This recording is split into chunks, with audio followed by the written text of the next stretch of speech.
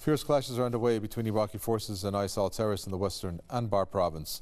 Iraqi troops, backed by helicopters, are trying to recapture 3 villages on the edge of the city of Ramadi. Clashes in the region escalated after the ISIL seized control of Sajariya, Al-Bu Ghanim and Sufia villages. Reports from Sufia say that the ISIL has bombed the police station and has taken over a power plant.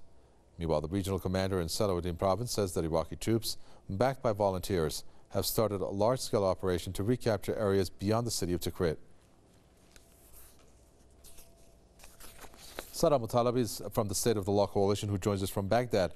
Tell us what he thinks. Saddam Mutalabi, obviously, is still a great victory by the Iraqi forces.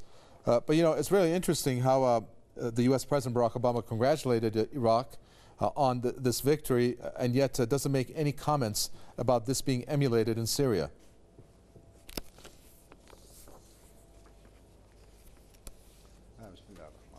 Yes, that is unusual. There was a slight mention about the defeat of ISIS in Iraq will result in a defeat of ISIS in the Middle East and Syria. But the idea, the whole idea is that, and I think until today, ISIS is still being used as a tool to implement certain political demands by the U.S. or certain ideas that the U.S. have in regard to the regional picture in the Middle East. The last visit, yesterday's visit of the Iraqi Prime Minister to Washington, to the States, I think will clear some of the points. I think we will see a new chapter in the battle against ISIS in Iraq and Syria, and also I think we will see a new chapter in Yemen also, where there is a new idea and understanding that problems are not solved by military means, and there is always requirement for a political solution to such areas as Syria and Yemen.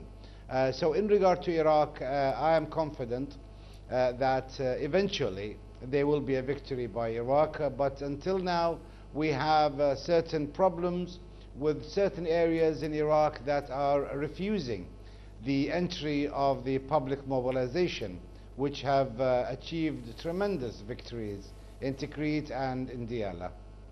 So you talk about new chapters. I'm wondering, can you connect the dots for us or tell us what these new chapters are, such as when you talk about, well, I think you mentioned all 3, Iraq, Syria and Yemen.